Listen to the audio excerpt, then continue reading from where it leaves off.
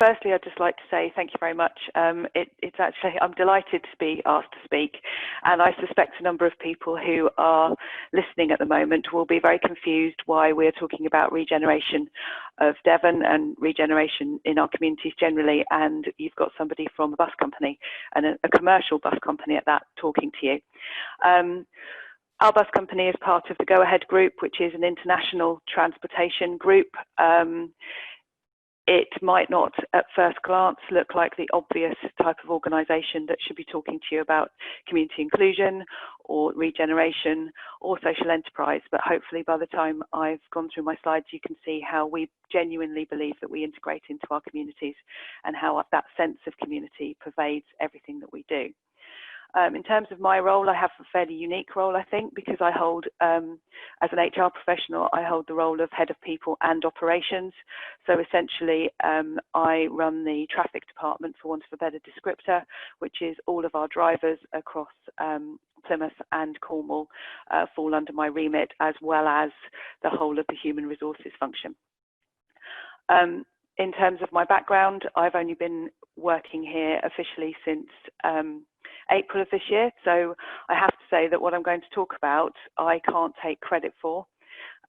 Most of the achievements that have happened in this business over the last couple of years and previous to that are actually down to my predecessor and the amazing management team that I've got here, and I think hopefully you'll understand that from a cultural perspective, very much our sense of community is led from the top.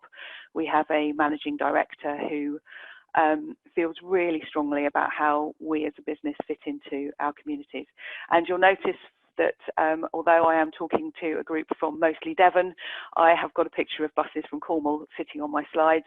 Hopefully that will become obvious in a minute for you.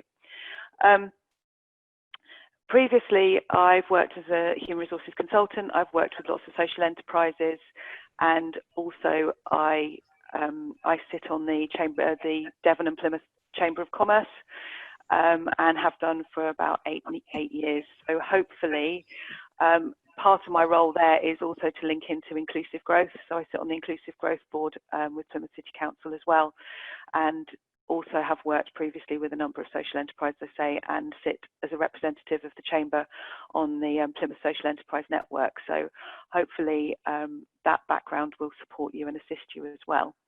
Can I have my next slide, please? Thank you. So what makes us different? I particularly like the illustration that I've put on this slide. And we are an organisation that's been known as Plymouth City Bus for many, many years. In January of this year, we were awarded the contract to deliver all of the council tendered bus services in Cornwall, hence the Go Cornwall bus. But for me, it's about the outer ring, and the outer heart of our business is exactly that. It's about understanding that we are all about our people. And as a result of that, we have received a number of awards. So in 2019, we were given from the National Transport Awards, we received Best Bus Operator of the Year. We've also just received Investors in People Platinum. It was awarded in 2019, but we actually got the plaque this year. We have a Queen's Award, and that's about our social mobility, and I'm going to talk about that in a minute. We actually have a positive gender pay gap, which I think is fascinating in a transportation organisation that is heavily dominated by men, but a lot of work has gone into actually how we pay everybody in our organisation and where fairness would sit there.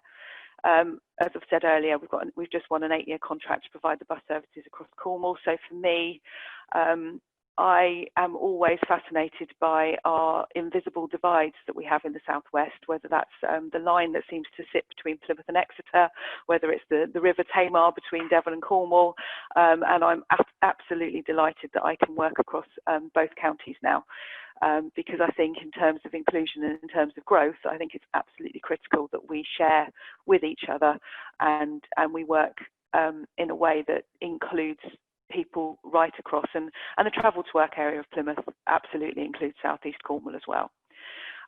So in the last couple of months, we've basically doubled our turnover because we've just grown across Cornwall, and we've also doubled the number of employees. We are sitting at about 800-ish employees now, and we are anticipating that that may well grow towards 1,000 by the end of the year. Can I have my next slide, please? Thank you. What drives us? Because I'm new, I think that gives me a unique perspective on our organisation, and that perspective is sort of maybe different to those that have been working here for a while. And I think the key for me is around our values, beliefs and attitudes. Many of you will work in organisations that have values, that have beliefs, and you've probably got them written on your walls. The difference that I've genuinely noticed here is that people really live them, and they understand them. And I've had the pleasure of doing lots of interviews over the last few weeks, and it's incredible to listen to our employees talking about those values, and more importantly, not just listing them for me, but actually talking about what that means to them. And when you consider that we've got around 800 employees, the majority of the people that I speak to on a daily basis talk about this being a family. And I think that's quite unique for an organisation of this size, where people still feel that they are counted as an individual, that people know who they are, that they know their backgrounds. We have lots of families working here. It's inevitable, I think, in this type of industry where we have got, you know, we've got fathers and sons, we've got uncles and nephews, we've got uncles and nieces, we've got husbands and wives, we've got all sorts of families who actually work within our business. And that sense of family and that sense of community pervades everything that we do. Yes, of course, we've got our values and beliefs and attitudes written through all of our documentation. So it sits in our job descriptions, it sits in our performance management systems, it sits on our walls, it sits on our corporate plan, it's all there. But the bit that really makes a difference for me is that people really talk about it. And when you talk to our employees about the community, the stories that they can tell are phenomenal. I remember my first week here, and I went to talk to one of our depots. And they said, oh, can you just wait a minute, because somebody's just gone and sent a bus, because we left somebody at a bus stop and they need to pick up their daughter from school and we can't leave them there, so we just sent a bus to go and get them. And I think that whole sense of actually we don't leave anybody behind is a really strong one. And hopefully when you see when I talk about the Queen's Awards, you can see what we mean by that. If I could have the next slide, that probably will help. Thanks. So we have systems and processes, of course we do. Anyone who actually knows me knows that I'm not particularly rule focused. I don't like having 100 different policies and procedures that tell us how we can breathe, how we can step, what we can do next. We do actually rely on our supervisors and our managers to understand that essentially we have two guiding principles. The first guiding principle is it legal? And the second guiding principle is it safe? And if you make a decision within those guiding principles of safe and legal, then most of the time we will be absolutely backing you all the way as a supervisor or manager. And I think that's really important, that we do give that sense of freedom to our line managers, but within boundaries. Of course, we have policies and procedures. We couldn't function in an environment like this if we didn't. We are very closely monitored. But we also have regular employee surveys, and those employee surveys come from our group, from our overarching organisation, but also for our investors in people as well. And the thing that I really love is we have printed out every single comment that was made on last year's employee survey, and it's on the wall in the rest room. So every comment that every individual has made is there, and you can see it, and they can understand how they fit into the organisation, but also the comments that their colleagues have made as well, obviously anonymised. We have a performance management program called Self-Lens, so that's our appraisal system, for want of a better description, and it's a really simplified system whereby we actually ask people to sit there and look at themselves and raise their own self-awareness and have a conversation with their line manager once a year about how they're doing. And that's very focused on our beliefs and attitudes system. So they can see where they might need to improve, but where they're doing incredibly well already. we have lots of communication systems, and that could be a challenge because we basically have an entire team of remote workers who are out on the road every day on their own. So we have to work through our communication systems. It's not perfect, but we're trying to find ways where we can reach everybody. And in the main, when you talk to people, they seem to feel that they know what's going on if they choose to. And I think that will always be a challenge, and it's not unique to us. It will be the same for many of you. And we have a really visible senior management and leading by example. I've put those two things together because the picture you have in front of you is our managing director during COVID driving a bus. It was really important to him that he demonstrated to our team that at a time, and this was at the height of COVID, I think this was in April, at a time when lots of our drivers were feeling incredibly vulnerable and worried about what they were facing on a day-to-day basis. We had a managing director who drove a full route in Cornwall, and he drove a full route in Plymouth as well, and that was an entire shift. And the great thing about him being able to do that was when we would next had our coronavirus meeting and our briefings, he could come back and say, I think we've missed a trick here. I think you don't understand that when you're sitting on a bus, this happens. And it really made a difference because obviously there were things that we thought we were doing really well, but until you actually sat in the driving seat, it was impossible to know if it was working, and he was able to feed that back. We invest significant amounts of money and time in training and development, and that kind of stems from growing our own. So many of our new drivers we have taken on who were not drivers to start with. So we don't have a great glut of bus drivers across the UK, so we grow our own. So we find people who think they might have an interest in driving a bus, and we take them from that point through to driving. And one of the things I love about working in this company is the number of people I've met who said, oh yeah, I came for a 6-month stopgap, that was 20 years ago. And that's a really common theme, is that actually there's something about working here, and there's something about that culture of family that keeps people here. And I think that's quite unique. Have the next slide, please. Carolyn, can I just let you know that we are probably over our time. Yeah. Okay. Yeah. Very, very quickly. That sense of community, and if we take you onto the Queen's Award, I think this is probably the element of our business that I think is most critical, which is the next slide. And what we have done as the business is that we have created an environment where we encourage people to come into our business from low-income backgrounds, from more vulnerable backgrounds, and not only that, but we work with our communities, ensuring that people can get to interviews and can look for work. And essentially, in terms of the Queen's Award, it's that social mobility that's enabled us to receive that. So I'm very happy to talk about that when we move on to the groups later on. I've talked about investing in people. I've talked about the gender pay gap. I mean, in terms of the gender pay gap, essentially, I'll just pick that up very quickly. We did do a real root and branch look at who we had in each position within the organisation, and because we pay our bus drivers reasonably well in Plymouth, we found that our support staff, who are mostly female, had fallen behind in terms of gender pay, and so we reviewed the entirety of our pay system, and now actually our support staff and our cleaners are paid exactly the same as our bus drivers. So we actually have that value-led approach to all of the positions in our organisation. And I will shut up now and pass over to the next person. Thank you so much, Carolyn. I know there's not enough time to share all the goodness that you have, but we will have more. There's questions coming in through the chat, and also there'll be chance to talk also in breakout rooms as you alluded to. Charlotte, can I ask you to share from Riverford Organics Vegetables?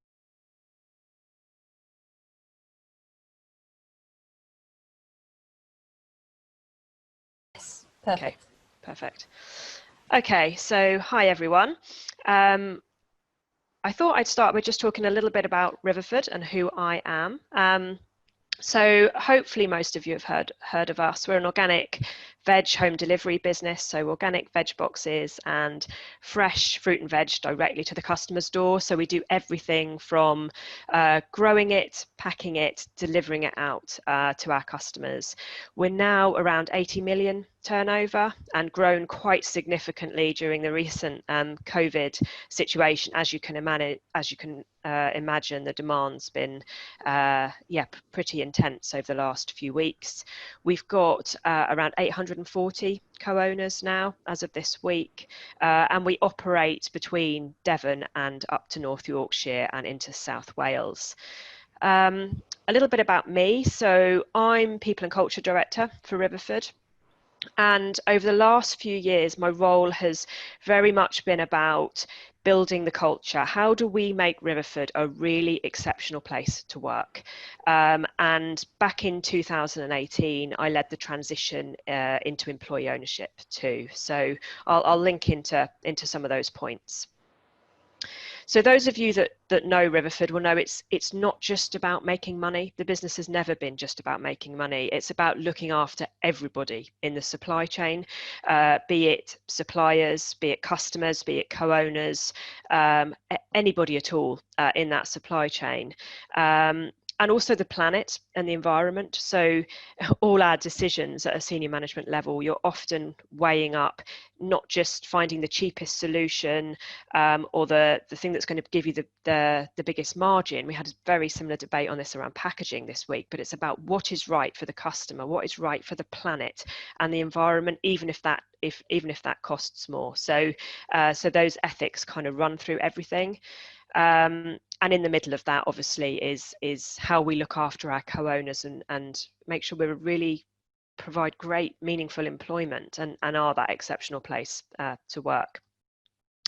So I thought, I'm very conscious there's not a lot of time to share everything today. So I thought I'd just give you my 5 top areas that we've been looking at, things that I think have made the most difference, most interesting. I definitely don't have all the answers, and we ourselves are on a journey and we're always looking to build and improve on what we're doing. And I've realized over the last year that there is no end to this journey. You know, you're constantly looking at what more you could do. So I thought I'd talk about employee ownership first of all. So we transitioned to employee ownership back in June 2018. It's a trust model. So we've got 74% of the shares are in trust for our co-owners, and Guy, our founder, still retains 26%. And it's definitely a model that benefits the many. So there aren't a couple of shareholders at the top that want to take the maximum out of the business every year. So this is a model that benefits all of those working in it, and you're able to have a really long-term view because you're not trying to maximize profits every year. We're able to reinvest in the business, and we're able to really use the business as a force for good, and hopefully be a role model for other businesses to follow. Employee ownership definitely protects our values and protects the business from a sale. Often when businesses are bought and sold, you lose all those values and what made it special. But it's definitely not a magic bullet to make a business amazing. So we do all these things because we believe it's the right thing to do. And we've worked really hard to bring employee ownership to life and make it meaningful for our co-owners. Second on my list was how we've really looked, and Riverford has always done this, but we've really pushed this over the last few years. So how do we really make sure we put people at the heart of everything? So I think Carolyn was talking about this earlier. So through our learning and development offer. So that's not just about developing somebody for their work objectives, but it's how do you develop and support the whole person in their personal life and in their work life through our communications, our values and behaviours, and even into our policies. You know, do they treat people like adults? Support those adult to adult conversations through the business. Into our wellbeing offer, you know, how do we really support people's mental well-being, again, both at home and at work, and what does that look like? Through our pay, through the benefits we offer. So we've looked at everything through the business and making sure that they really reflect a business, putting people at the heart of it. But what I always say, all of that is really important, but it's not worth it if you don't have the leadership and management right. So those are important, but you have to get the leadership and management right in the business too. The the managers that you work with, the leaders in the business, that is who our co-owners have those interactions with day to day. So that for us is a key priority. So really making sure managers and leaders enjoy working with people, and they really want to get the best out of people and support them to enjoy coming in every day and enjoy what they do and support what they want to do in the business and beyond. So really listening and encouraging. And this has been really tough for us, actually, because for a while we weren't getting this quite right. So we've put a lot of emphasis on developing our managers and leaders and looking at the how we do things and less at the kind of the what we do. So and making sure people in those roles, yeah, really enjoy getting the best out of their teams. And then, as we were talking about earlier, so making sure our values and behaviours are weaved through everything. So they're not just up on a wall somewhere, that it's really clear how we do things at Riverford, and that runs through everything. And we've run lots of sessions with co-owners and managers to get them to tell the stories of what it's really like in the business and what it feels like for them.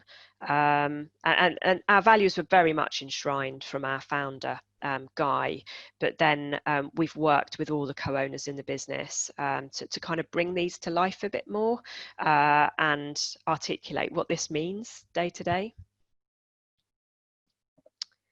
I just had some examples here. So making sure that we think about how we make an exceptional place to work. So even so through our learning and development offer, we not only invest in those the training that supports those work objectives, but there's a pot of money to support personal growth and personal development. We do a lot of skills development, whether that's about managing self, it could be about supporting managing financials, that there's lots of kind of life skills opportunities for people to take part in. Through our one-to-one process, our appraisal process, so we call it GROW, but our values really link through that. And it's, again, not just about work objectives and development. It starts with, how are you feeling, what's going well for you, and that can be a discussion about what's going well at home or at work or not. So all of those processes kind of link back to those values. Through our communications, both the communications that go down through the business, but also the stories we tell and how we tell the stories from co-owners, and share the things that we're doing and that co-owners are doing. We also share financial information. It's something I'm really passionate about, and it's work in progress at the moment. But we're really passionate about co-owners knowing how the business works, how the numbers works, and hopefully that's more meaningful to them. So more meaningful employment, that they know how they can affect the business and how they can affect the profit that we make and the financials. And the more they understand, the more empowered and the more meaningful their roles are to them. And we're doing lots and lots of financial training over the next few years to build that knowledge. Sharing that financial information and sharing how we're doing, and being really transparent about that, so nothing's hidden. And with our co-owner council, we also share the full board information, so nothing's hidden, and we'll always answer those questions. And I guess for you, Charlotte, we're running out of time. Last slide. So I thought I'd just finish with the kind of the business case. So we do all this because we feel it's the right thing to do, but I also believe it makes for a much more profitable business. We've had an incredible couple of years, and this current COVID situation really demonstrates the resilience that we have, because the co-owners deeply care about the business. They want it to succeed, and they don't want to let their teams down or the business down. We are really resilient in these times, and they have been incredibly flexible. Everyone's been incredibly flexible to do what's needed. There's been an enormous amount of change over the last few weeks. So I believe that it's the right thing to do, but it also makes for much more profitable and long-term sustainable business for all those people that are part of it. Great. Well, thanks Charlotte for that quick fire overview. So 2 quick fire overviews already, and I'm just wanting to invite Fiona Carden in from Colab Exeter. Fiona, can you share your practice, your perspectives, insights, questions that you maybe are holding from your personal?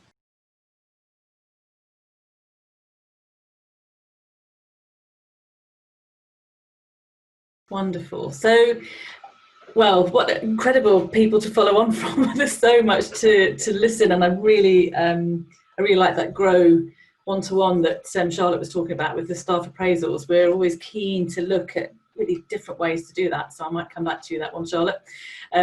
So yeah, Colab Exeter, some of you may know it. It's a multi-agency wellbeing hub. I'm one of the directors there, and I'm going to take a slightly different approach to my colleagues who've just gone before, to talk in more kind of general terms in a way about our approach as employers, but also just as a way of being. So I think it was last year before, we won the Civic Award for the Exeter Living, and I'm just taking a quote from there, and it said, we won the award as a vital service for Exeter's most vulnerable people who are often the most overlooked. So that kind of really briefly summarises what we do. We support those who are overlooked, and there's something there in that about the ethos and the values that we embody as an organisation to share that sort of experience with people. So we very much look at to support people with lived experience, to have a voice in our organisation and things like that. And I want to talk a little bit about how we do that. So we're a small organisation. There's about 25, 26 people who work in the organisation. We've got a number of volunteers who also support the organisation, and they are again fundamental to the work that we do. And we often look to supporting people who come through as volunteers to becoming moving through a pathway of progression into paid employment and things. And again, that's something that we feel very passionately about, is how you grow. And I think you've both the other colleagues today talked about supporting people to move and those progression pathways for people. So, you know, if we're talking about people with lived experience of things like moving through the criminal justice pathway, through rehabilitation from drugs and alcohol and so on, and supporting them in a volunteering role, the longer term is to support them into a working environment. And what we do is provide this very, very nurturing, supportive environment, and hopefully provide them with a step forward, a progression pathway. So I think one of our kind of mantras, if you like, is that, you know, what we find is that people, their sense of purpose really speaks to their work. And going through, when Daphne first approached me and asked about sort of being on the panel and looking at the notes that Daphne sent me, she very much talked about, you know, well-being and a work that has a sense of purpose and values and things. And again, that kind of really spoke to me. And in our organisation, again, like many organisations, the challenge of the support that we do means that it can feel like a very a difficult environment to be energised in when you're kind of constantly supporting others. So we've been really conscious about how we support our staff to stay well and to stay focused and purposeful and inspired in their role. And we do that in what we sort of look at as a generous leadership model.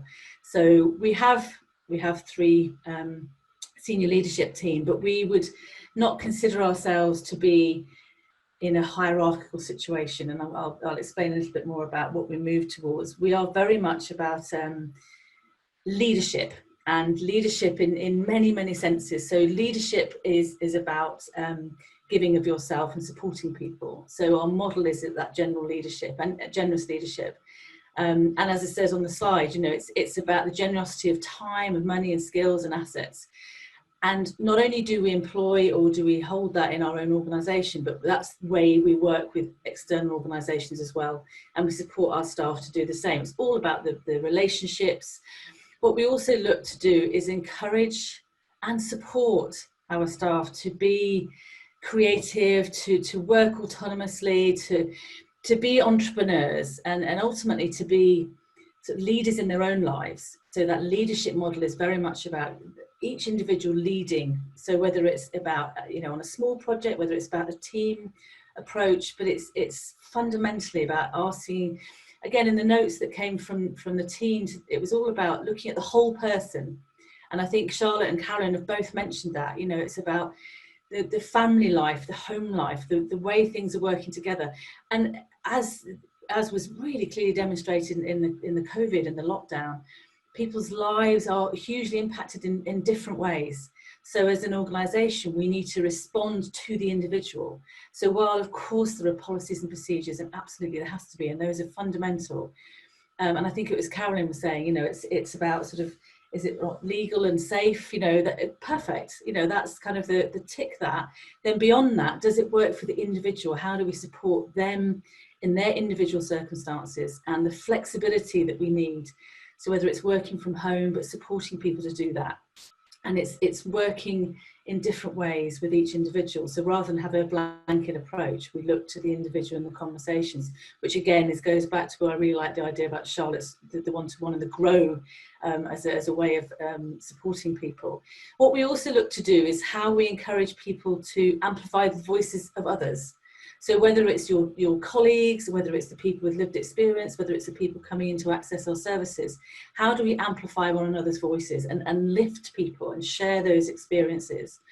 And that's fundamental, and that's about the relationships and how we nurture that. What we're also very, very passionate about, and this is not only in our work, but in our projects and in the way that we work with the wider community, is about the co-design and co-production.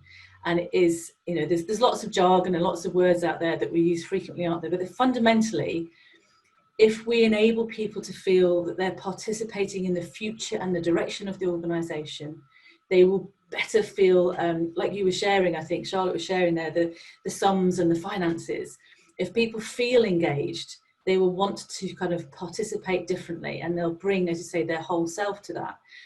And it's interesting to question what the whole self means as well. What would we mean by that? And that's something I kind of put out to the group today. What do we mean by bringing our whole self? I'm really curious to hear from everybody what we think about that, and I'll just kind of put that out there. But we talk about family. We talk about it being a family at work, and again, I'm kind of curious to know what that means. What do we mean by that? And does that feel comfortable for everyone to look at being a family at work, or do people still feel that they want to keep that differentiation between the two? So we look at how we move from the hierarchy, which we've never really been. You know, as a CVS, as we were previously, there was more of a structure of hierarchy, but certainly in the last sort of 4 years that Colab has been emerging as it is now, we look to what's the hierarchy, which is, I'm not big on models, and luckily my team members are, so I just go in for some squiggly pictures, which kind of demonstrate to me the interlinked and the independence that we have as a team. And we recognise that each one of us has a role to play. So we also talk a lot about hospitality at our organisation. So not only the hospitality that we show to our clients and to the people and the visitors that come into Colab, and all the different agencies that we work with, but the hospitality we show to one another and the care that we show to one another. And I think that's perhaps where the sense of family comes in as well. We do look at the values, and again, I think Carolyn was talking about that. You know, it's not just about having something on a wall which says these are our values. It's much more about embodying those and living those. And that can be very challenging. And we've also looking at what motivates. You know, my background and my passion is all about learning and education, and that's all about, you know, what motivates us, what's our intrinsic and extrinsic motivation. And that can be, again, you know, it could be, yes, I need to earn an income and I need to do this, but what's beyond that? What really motivates us to stay engaged and positive and creative? We also really look to create a safe place to kind of fail and learn from that. And that can be really uncomfortable for people. And again, I'm passionate believe that we model that as a leadership team. We model the opportunity to take risks, to try something, and to be able to say, well, that didn't go so well. So what do we learn from that? How do we move forward from that? And I think if we can model that behaviour, it gives others in the organisation that confidence, almost that permission to say, okay, if she can do it and he can do it, I'm going to give it a go. And I will quietly kind of put myself into that position, and I will we will support people to be courageous and to step into those spaces. And as I say, to lead in our own lives and to develop that. And that sense of having a social purpose in the organisation. Yes, we are supporting some of the most vulnerable in our city, but it isn't just about supporting people in crisis, it's about supporting people to thrive. And again, I would suggest that we enable people in our organisation to thrive. And beyond our immediate organisation, which is the Colab core, we have about 30 different agencies in the building. And it's absolutely essential that we are the backbone organisation to support those different organisations to collaborate. And again, I think what we try and do is we model the behaviour within our own organisation that we help to support in other organisations. So whether it's probation services, whether it's the NHS, whether it's the DPT, we work with the individuals in the building to build we call ourselves the hub housemates.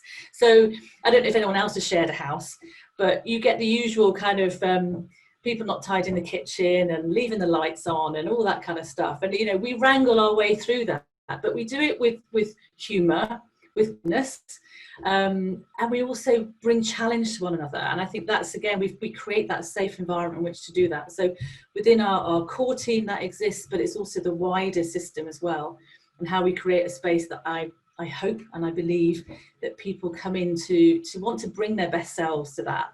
But it can be hard. And I'm not going to shy away from the fact that it can be what we experience and what we see and the challenges that we have to face can be significant. And I think that's where we create a safe space for people to come back and to be able to share that and to support one another through those challenges. As we all go through different peaks and troughs of energy, we look to one another to support each other. As one might dip down in energy, someone else will bring them up in energy. And we really notice that. And my colleagues and I often talk about tending the garden of Colab. And it's about how we enable that garden to flourish. And if you take your eye off something over here for a minute, all the weeds grow and it gets all kind of overgrown. So how do we keep an eye and support people and again, test little things to grow and not maybe so successful over there, but we nourish and we monitor and we garden. So I love the idea about Charlotte was saying about the grow and as a family. But I think we do that in the wider sense as well, and how we look after our community. And of course, that then feeds out into modelling the behaviour for the visitors and the people that we're supporting, that we are human beings too, and we bring our whole selves to the organisation. So I'm hoping that I've put a couple of things out there that you can answer some of my questions, because, you know, we've got ideas, but we've also got lots of questions to want to hear from you and to really share your experiences as well. So thank you for this opportunity to talk to you, but also for the opportunity to listen as well, which is a big part of what we do.